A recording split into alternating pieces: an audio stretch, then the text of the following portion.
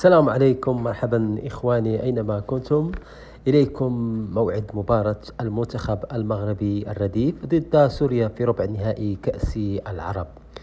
تترقب الجماهير المغربية وسوريا مباراة أسود الأطلس ونسور سوريا في ربع نهائي كأس العرب لكرة القدم 2025 المقام حاليا في قطر، ويستمر حتى 18 ديسمبر. ويسعى المنتخب المغربي إلى بلوغ نصف النهائي بعد أن أنهى دور المجموعات في صدارة المجموعة الثانية ب7 نقاط. من جهته يتطلع منتخب سوريا لتحقيق فوز يبلغ به المربع الذهبي، علما أن زملاء المهاجم المتألق عمر خليل يحتلوا مركز الوصيف في المجموعة الأولى ب5 نقاط بفارق الأهداف عن منتخب فلسطين المتصدر.